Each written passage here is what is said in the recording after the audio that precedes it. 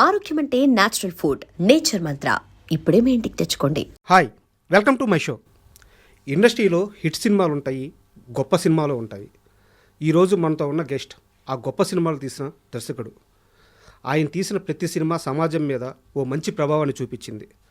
Sivaramaraju, tiger Harishchandra Prasad, సింహరాశి, ఎవడైతే నాకేంటి, ఇలా ప్రతి సినిమా, ఏ సినిమా తీసుకున్నా దాంట్లో ఒక మంచి అర్థం ఉంటుంది. ఆయన ఎవరో గారు, సీనియర్ దర్శకులు వి సముద్ర గారు. ఆయన మనతో ఉన్నారు. ఆయన అడిగి ఆయన సినీ విశేషాల గురించి తెలుసుకుందాం. హాయ్ సార్, నమస్తే. నమస్తే సార్. అండ్ మీలాంటి ఒక పెద్ద దర్శకుల ముందు కూర్చొని ఇలా ఇంటర్వ్యూ చేయడం నిజంగా నేను ఒక గౌరవంగా ఫీల్ అవుతున్నాను. ఎందుకంటే మా మీద మేము చిన్నపిల్లలుగా ఉన్నప్పుడు కానీ, లేదంటే సమాజం మీద కానీ మీ సినిమాలు చూపించిన ప్రభావం అటువంటిది. ఒక సింహరాశి తీసుకుంటే ఒక అమ్మ సెంటిమెంట్, ఒక శివరామరాజు తీసుకుంటే అన్నా చెల్లెలు సెంటిమెంట్, ఒక టైగర్ హరిశ్చంద్ర ప్రసాద్ తీసుకుంటే ఒక రైతు సమస్యల మీద. అలా ప్రతి సినిమా, ఏ సినిమా తీసుకున్నా కానీ సమాజానికి ఒక సందేశం ఉంటుంది. అండ్ అలాగే దాంట్లో ఒక మాస్ యాంగిల్ కూడా ఉంటుంది. సో అందుకని నేను ఇందాక మిమ్మల్ని పరిచయం చేసేటప్పుడు హిట్ సినిమాలు వేరు, గొప్ప సినిమాలు వేరు. మీరు అలాంటి గొప్ప సినిమాలు తీశారు. ఇంటర్వ్యూకి ఒప్పుకున్నందుకు నిజంగా చాలా thank you sir. Thank you sir. Sir, ఏ సంవత్సరంలో ఇండస్ట్రీకి వెళ్ళారు మీరు? 88 ఎండింగ్. 88 ఎండింగ్ అనమాట. వెళ్ళాను. అప్పుడు ఒక 3 months మాత్రం కొంచెం స్ట్రగుల్ అయ్యాం. నేను, నా బెస్ట్ ఫ్రెండ్ ఉన్నాడు ఏడుకొండలని, ఇద్దరం వెళ్ళాం అనమాట. అక్కడ అట్లాగా వాళ్ళ బాబాయ్ గారు ప్రొడక్షన్లో ఉండేవాళ్ళు. ఆయన పట్టుకొని ఆయన నుంచి అసిస్టెంట్ డైరెక్టర్ జాయిన్ అయ్యి ఏం రత్నం గారి దగ్గర జాయిన్ అయ్యి అనమాట ఫస్ట్. అప్పుడు ఆయన ప్రొడ్యూసర్. అప్పుడు కర్తవ్యం రిలీజ్ అనమాట. ఆ టైంలో కలిస్తే నెక్స్ట్ ఇది రిలీజ్ అవుతుంది, ఇది రిలీజ్ అయిన ఇమీడియట్ పెద్దరికం అనే సినిమా ఉంది, దానికి చేరుదు కానీ అని చెప్పేసి దానికి నన్ను జాయిన్ చేసుకున్నారు అప్రెంటిస్గా. ఓకే. అట్లా ఇక ఆ బ్యానర్లో కంటిన్యూగా ఏం రత్నం గారి దగ్గర, మోహన్ గాంధీ గారి దగ్గర ఆశయం, విజయశాంతి వీళ్ళు చేశారు. స్రవంతి రవికిషోర్ గారిది రౌడీ మొగుడని మోహన్ బాబు గారు, విజయశాంతి గారు చేశారు. ఇట్లా ఈ చేసుకుంటూ పోకూరు బాబురావు గారి బ్యానర్లో, ఎయిటర్ మోహన్ గారి బ్యానర్లో, ముత్యాల సుబ్బయ్య గారి దగ్గర, బి గోపాల్ గారి దగ్గర, శరత్ గారి దగ్గర, సురేష్ వర్మ దగ్గర, ఇట్లా చాలా మంచి మంచి బ్యానర్స్లో మంచి మంచి డైరెక్టర్ల దగ్గర వర్క్ చేశానండి. ముఖ్యంగా మీరు ముత్యాల సుబ్బయ్య గారి దగ్గర పనిచేసినప్పుడు హిట్లర్ అని ఒక సినిమా వచ్చింది, చిరంజీవి గారు చేశాను సార్. హిట్లర్కు ముందు చిరంజీవి గారికి సక్సెస్ లేక చాలా కాలం పాటు కొంచెం ఇబ్బంది పడ్డారని చెప్పి విన్నాము. అవును. అసలు ఆ హిట్లర్ సినిమా స్టార్ట్ అయ్యే సమయానికి చిరంజీవి గారి మైండ్ సెట్ ఎలా ఉంది, హిట్లర్ వచ్చిన తర్వాత ఆ మైండ్ సెట్ ఎలా మారింది, కాస్త వివరంగా చెప్తారా? చిరంజీవి గారు ఏంటంటే అండి, ఎప్పుడు సెటిల్డ్ మైండ్. ఆయన చాలా మెచ్యూరిటీ మైండ్. అప్పటికి కంటిన్యూ సక్సెస్ కొట్టి ఫ్లాప్స్ వచ్చేసి ఎలాంటి సినిమా చేయాలి ఇప్పుడు అని గ్యాప్ తీసుకున్నారు చిరంజీవి గారు. ఓకే. ఆ గ్యాప్ తీసుకున్న టైంలో ఎలాంటి కథను సెలెక్ట్ చేసుకోవాలి ఏంటి అనే ఆలోచనలో పడి ఆయన చూస్తూ ఉంటే అప్పుడు మమ్మట్టి చేశాడండి హిట్లర్ సినిమా మలయాళంలో. అది చాలా పెద్ద హిట్ అయింది. సో నేను అన్ని మాస్ సినిమాలు చేశాను, ఒక మళ్ళీ చాలా తర్వాత ఒక మంచి ఫ్యామిలీ సెంటిమెంట్ ఫిలిం చేయలేదు. ఓకే. ఈ కథ పర్ఫెక్ట్ నాకు అనుకొని అప్పుడు ఎయిటర్ మోహన్ గారు ఆ రైట్స్ కొని ఉన్నారు. సుబ్బయ్య గారు చేద్దాం అనుకునేసరికి చిరంజీవి గారు కాంపౌండ్ నుంచి వీళ్ళకి కాల్ వచ్చి ఈ సినిమా మాకు ఇంట్రెస్ట్, మనం చేద్దాము అని చెప్పేసి అట్లా హిట్లర్ సినిమా చిరంజీవి గారు వీళ్ళు చేయటం స్టార్ట్ అయింది. ఓకే.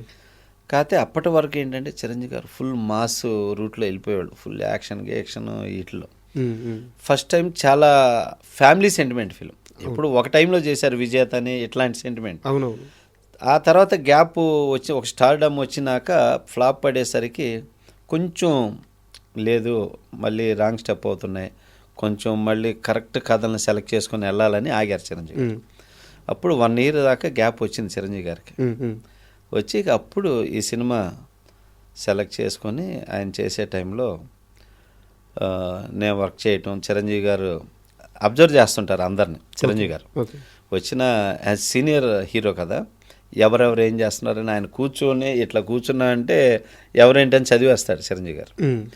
సో అట్లాగా చూస్తుంటే నేను వర్క్ చేసే విధానం చూసి నన్ను పిలిచారు ఒకరోజు. నువ్వు బాగా కష్టపడుతున్నావు సముద్ర, పైకి వస్తావు, డైరెక్టర్ అవుతావు నువ్వు అని ఫస్ట్ బ్లెస్ చేశారు చిరంజీవి గారు. సూపర్.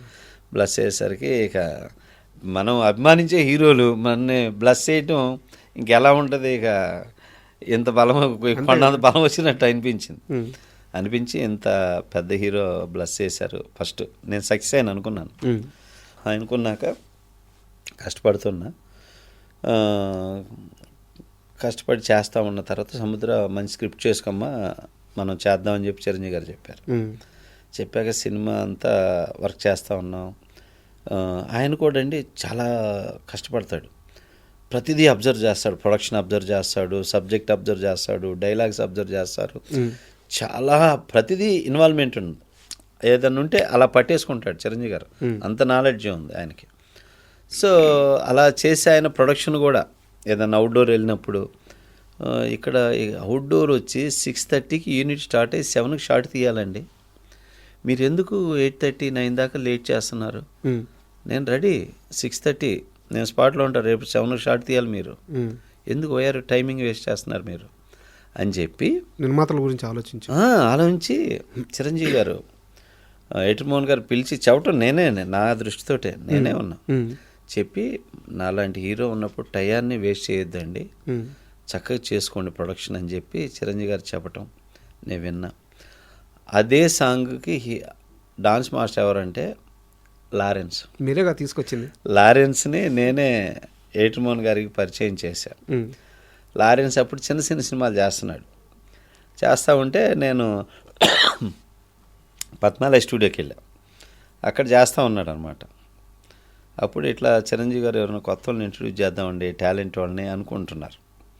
ఆ మాట నేను లారెన్స్కి చెప్పాను, బ్రదర్ చెప్పు నేను వస్తాను కలుస్తాను అంటే, సరే సారథి స్టూడియోలో అనమాట అప్పుడు సెట్ వేసాం, రండి పరిచయం చేసి చెప్తాను అంటే మాస్టర్ వచ్చాడు.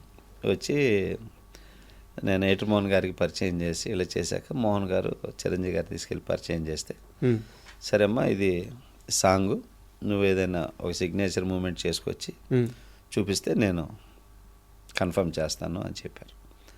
అట్లా వెళ్ళి ఆ సినిమాలో అబీబీలో సాంగ్ ఇలా అంటుంటాడు చూడండి చిరంజీవి గారు, ఫస్ట్ లారెన్స్ ఆ మూమెంట్ చేసుకొచ్చి చూపించాడు, సింగిల్ సిట్టింగ్లో ఓకే చేశారు. లారెన్స్ అనే వ్యక్తి అంతకు ముందు దాకా చిరంజీవికి పరిచయం లేదు, కొత్త వ్యక్తి, చిన్న సినిమాలు తీస్తున్నారు, పరిచయం లేదు. ఈయన అప్పటికే మెగాస్టార్. అవును, చిరంజీవి ఎలా హ్యాండిల్ చేస్తారు ఆ డౌట్ కానీ, ఇతనికి ఎందుకు ఇవ్వాలన్న ఆలోచన కానీ ఏం లేదా? లేదు. ఎందుకంటే డాన్స్ మాస్టర్ చేసేటప్పుడు కంపోజింగ్ వాళ్ళు మూమెంట్లు చేస్తే ఆటోమేటిక్గా కెమెరామ్యాన్ ఫ్రేమ్ పెట్టేస్తాడండి. కెమెరామ్యాన్ గారు ఫ్రేమ్ పెట్టి ఇలాగ పెట్టా ఇలా కంపోజ్ చేసుకోమా అని చెప్పేస్తారు. అలాగా లారెన్స్ని కన్ఫర్మ్ చేసి ఫిక్స్ చేశాక ఇక అక్కడి నుంచి లారెన్స్ తిరిగి చూడాలి. అవును, ఎప్పుడన్నా కనపడ్డప్పుడు అంటాడే నన్ను చిరంజీవి గారి పరిచయం చేసి సముద్రనేరా అంటాడు అనమాట. ఇప్పుడు కూడా అంటాడు బాబు. అండ్ మూవీ రిలీజ్ అయినాక సార్, ఇట్లా రిలీజ్ అయిన తర్వాత అంటే మేము చాలా చిన్న వయసు థియేటర్కి వెళ్ళి సినిమా చూస్తుంటే ఆ పాటలో చిన్న రాయి ఉంటుంది, ఆ పరిగెత్తుకుంటా వాళ్ళ చెల్లెలు ఏడొస్తుందని చెప్పి పరిగెత్తుకుంటా సార్ కాలుకి దెబ్బ ఆ కాలుకి దెబ్బ తగలంగానే థియేటర్లో అందరూ లేడీస్ అందరూ తెగ ఏడ్చేస్తున్నారు. సెంటిమెంట్ సాంగ్ అది, చాలా మంది ఏడ్చారండి ఆ పాటకి, కష్టాలకే కన్నీళ్ళు వస్తాయి. ఎలా ఉండింది రిసీవ్నెస్ అప్పట్లో సినిమా రిలీజ్? అయ్యో సినిమా సూపర్ హిట్ అండి, చిరంజీవి గారికి చాలా మంచి హిట్ అయింది. సెంటిమెంట్గా చాలా మంచి రెస్పాన్స్ అన్నమాట. అంటే ఇట్లాంటి సిస్టర్స్కి ఇలాంటి ఒక అన్నయ్య కావాలి అని అంత మంచి మార్క్ తెచ్చింది ఆ సినిమా. ఇంకా మళ్ళీ అక్కడి నుంచి చిరంజీవి గారు మళ్ళీ వెనకలేదు. ఆ తర్వాత మాస్టర్ అని అన్నయ్య అని ఇక వరుస మళ్ళీ కొట్టుకుంటా వచ్చేసారు ఆయనకి, మళ్ళీ అట్లా ట్రాక్ అయిపోయింది. And for more videos, please subscribe to iDream. Please subscribe to iDream. Please subscribe iDream. And please subscribe to iDream. For more videos, subscribe to iDream. please like, share and subscribe to the channel. Congratulations, iDream. Subscribe to iDream.